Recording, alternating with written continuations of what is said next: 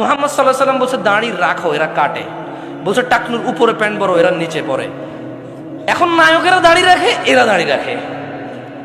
আল্লাহ তাআলা বলছে হালাল খাও, এরা সবসময় হারামের প্রতি ঝুঁকে থাকে।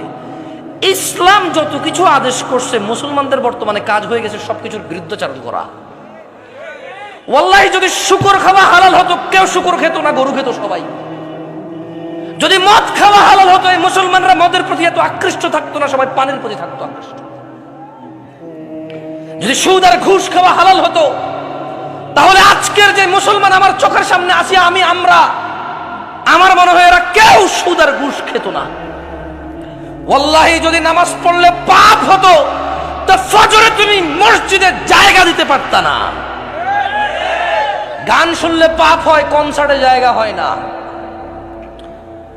গান শুনলে পাপ হয়, কনসার্টে জায়গা হয় না।